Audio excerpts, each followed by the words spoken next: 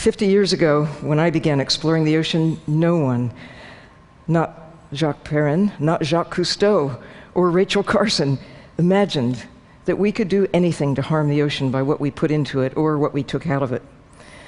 It seemed at that time to be a sea of Eden. But now we know, and we are now facing paradise lost.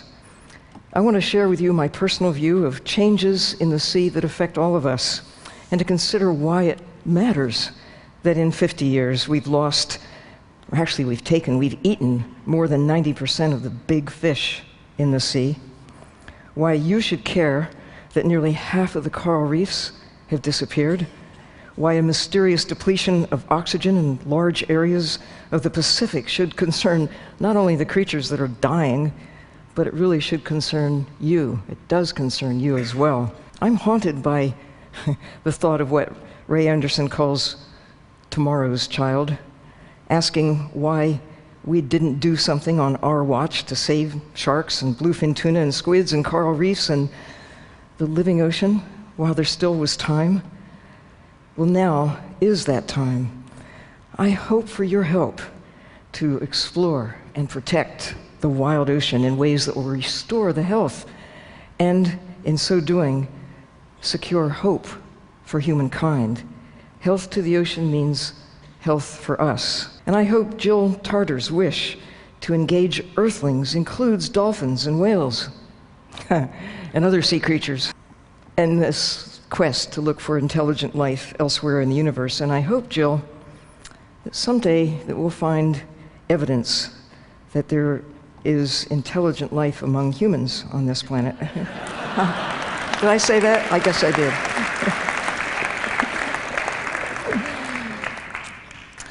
For me as a scientist, it all began in 1953, when I first tried scuba. It's when I first got to know fish swimming in something other than lemon slices and butter. I actually love diving at night. You see a lot of fish then you don't see in the daytime. Diving day and night was really easy for me in 1970 when I led a team of aquanauts living underwater for weeks at a time, at the same time that astronauts were putting their footprints on the moon. In 1979, I had a chance to put my footprints on the ocean floor while using this personal submersible called Jim. It was 6 miles offshore and 1,250 feet down. It's one of my favorite bathing suits. Since then, I've used about 30 kinds of submarines, and I've even started 3 companies and a nonprofit foundation called Deep Search to design and build systems to access the deep sea. I led a 5-year National Geographic expedition, the Sustainable Seas expeditions, using these little subs. They're so simple to drive that even a scientist can do it, and I'm living proof. Astronauts and aquanauts alike really appreciate the importance of air, food, water, temperature, all the things you need to stay alive in space or under the sea. I heard astronaut Joe Allen explain how he had to learn everything he could about his life support system and then do everything he could to take care of his life support system. And then he pointed to this and he said, life support system. We need to learn everything we can about it and do everything we can to take care of it. The poet Auden said, thousands have lived without love, none without water. 97% of Earth's water is ocean, no blue, no green. If you think the ocean isn't important, imagine Earth without it. Mars comes to mind. No ocean, no life support system. I gave a talk not so long ago at the World Bank, and I showed this amazing image of Earth, and I said, there it is, the World Bank. That's where all the assets are. And we've been drawing them down much faster than the natural systems can replenish them.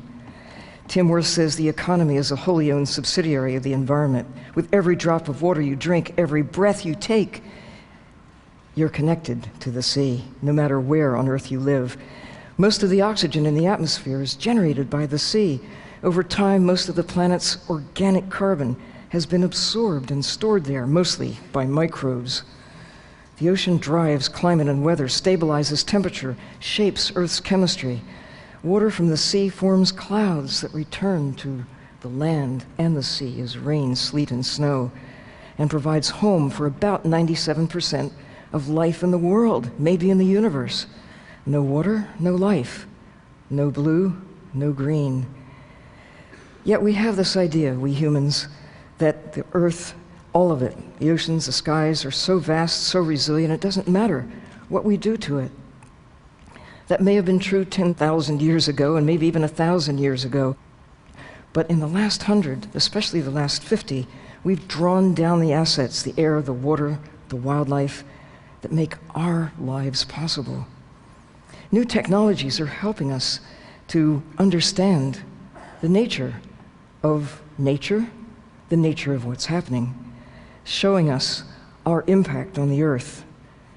I mean, first you have to know that you've got a problem. And fortunately, in our time, we've learned more about the problems than in all preceding history. And with knowing comes caring. With caring, there's hope that we can find an enduring place for ourselves within the natural systems that support us. But first, we have to know. 3 years ago, I met John Hanke, who's the head of Google Earth, and I told him how much I'd love being able to hold the world in my hands and go exploring vicariously. But I asked him, when are you going to finish it? He did a great job with the land, the dirt. What about the water? Since then, I've had the great pleasure of working with the Googlers, with DOER Marine, with the National Geographic, with dozens of the best institutions and scientists around the world, ones that we could enlist to put the ocean in Google Earth. And as of just this week, last Monday, Google Earth is now whole. Consider this, starting right here at the convention center, we can find the nearby aquarium, we can look at where we're sitting, and then cruise up the coast to the big aquarium, the ocean. And California's 4 national marine sanctuaries and a new network of state marine reserves that are beginning to protect and restore some of the assets. We can flit over to Hawaii and see the real Hawaiian Islands, not just the little bit that pokes through the surface, but also what's below. To see, wait a minute, we can go splash, right there, under the ocean and see what the whales see. We can go explore the other side of the Hawaiian Islands. We can go actually and swim around on Google Earth and visit with humpback whales. These are gentle giants that I've had the pleasure of meeting face to face many times underwater. There's nothing quite like being personally inspected by a whale. We can pick up and fly to the deepest place, 7 miles down, the Mariana Trench, where only 2 people have ever been. Imagine that. It's only 7 miles, but only 2 people have been there 49 years ago. One-way trips are easy. We need new deep diving submarines. How about some X prizes for ocean exploration? We need to see deep trenches, the undersea mountains, and understand life in the deep sea. We can now go to the Arctic. Just 10 years ago, I stood on the ice at the North Pole. An ice-free Arctic Ocean may happen in this century. That's bad news for the polar bears. It's bad news for us, too. Excess carbon dioxide is not only driving global warming, it's also changing ocean chemistry, making the sea more acidic. That's bad news for coral reefs. And oxygen-producing plankton, also bad news for us. We're putting hundreds of millions of tons of plastic and other trash into the sea, millions of tons of discarded fishing nets, gear that continues to kill. We're clogging the ocean, poisoning the planet's circulatory system, and we're taking out hundreds of millions of tons of wildlife, all carbon-based units. Barbarically, we're killing sharks for shark fin soup, undermining food chains that shape planetary chemistry and drive the carbon cycle, the nitrogen cycle, the oxygen cycle, the water cycle, our life support system. Incredibly, we're still killing bluefin tuna, truly endangered, and much more valuable alive than dead. All of these parts are part of our life support system. We kill using long lines with baited hooks every few feet that may stretch for 50 miles or more. Industrial trawlers and draggers are scraping the sea floor like bulldozers, taking everything in their path. Using Google Earth, you can witness trawlers in China, the North Sea, the Gulf of Mexico, shaking the foundation of our life support system, leaving plumes of death in their path. The next time you dine on sushi or sashimi or a swordfish steak or shrimp cocktail or whatever wildlife you happen to enjoy from the ocean, think of the real cost. For every pound that goes to market, more than 10 pounds, even 100 pounds, may be thrown away as bycatch. This is the consequence of not knowing that there are limits to what we can take out of the sea. This chart shows a decline in ocean wildlife from 1900 to 2000. The highest concentrations are in red. In my lifetime, imagine 90% of the big fish have been killed. Most of the turtles, sharks, tunas, and whales are way down in numbers. But there is good news. 10% of the big fish still remain. There's still some blue whales. There's still some krill in Antarctica. There are a few oysters in Chesapeake Bay. Half the coral reefs are still in pretty good shape, a jeweled belt around the middle of the planet. There's still time, but not a lot to turn things around. But business as usual means that in 50 years there may be no coral reefs and no commercial fishing because the fish will simply be gone. Imagine the ocean without fish. Imagine what that means to our life support system. Natural systems on the land are in big trouble too, but the problems are more obvious. And some actions are being taken to protect trees, watersheds, and wildlife. And in 1872, with Yellowstone National Park, the United States began establishing a system of parks that some say was the best idea America ever had. About 12% of the land around the world is now protected, safeguarding biodiversity, providing a carbon sink, generating oxygen, protecting watersheds. And in 1972, this nation began to establish a counterpart in the sea, national marine sanctuaries. It's another great idea. The good news is that there are now more than 4,000 places in the sea around the world that have some kind of protection, and you can find them on Google Earth. The bad news is that you have to look hard to find them. In the last 3 years, for example, the US protected 340,000 square miles of ocean as national monuments, but it only increased from 0.6 of 1% to 0.8 of 1% of the ocean protected globally.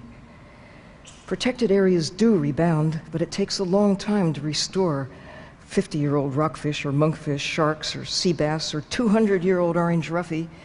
We don't consume 200-year-old cows or chickens. Protected areas provide hope that the creatures of Ed Wilson's dream of an encyclopedia of life or the census of marine life will live not just as a list, a photograph, or a paragraph. With scientists around the world, I've been looking at the 99% of the ocean that is open to fishing and mining and drilling and dumping and whatever, to search out hope spots and try to find ways to give them and us a secure future. Such as the Arctic. We have one chance right now to get it right.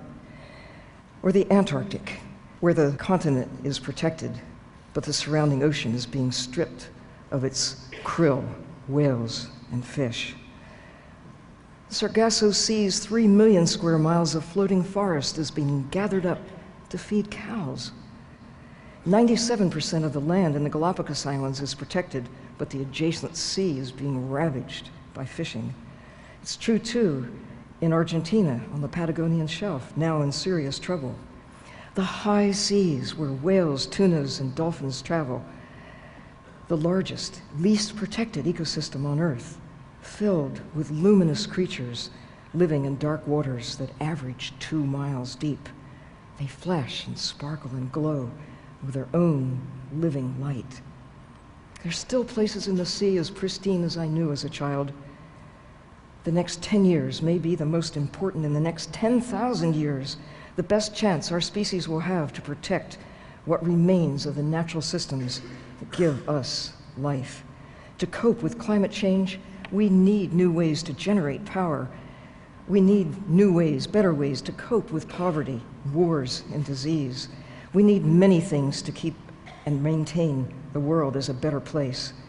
But nothing else will matter if we fail to protect the ocean. Our fate and the ocean are one. We need to do for the ocean what Al Gore did for the skies above. A global plan of action with the World Conservation Union, the IUCN, is underway to protect biodiversity, to mitigate and recover from the impacts of climate change. On the high seas and in coastal areas, wherever we can identify critical places. New technologies are needed to map, photograph, and explore the 95% of the ocean that we have yet to see. The goal is to protect biodiversity, provide stability and resilience. We need deep diving subs, new technologies to explore the ocean. We need maybe an expedition, a TED at sea, that could help figure out next steps. And so, I suppose you want to know what my wish is. I wish you would use all means at your disposal. Films, expeditions, the web, new submarines, a campaign to ignite public support for a global network of marine protected areas, hope spots, large enough to save and restore the ocean, the blue heart of the planet. How much? Some say 10%. Some say 30%. You decide how much of your heart do you want to protect. Whatever it is, a fraction of 1% is not enough. My wish is a big wish, but if we can make it happen, it can truly change the world and help ensure the survival of what actually is, as it turns out, my favorite species. That would be us. For the children of today, for tomorrow's child, as never again, now is the time. Thank you. Thank you.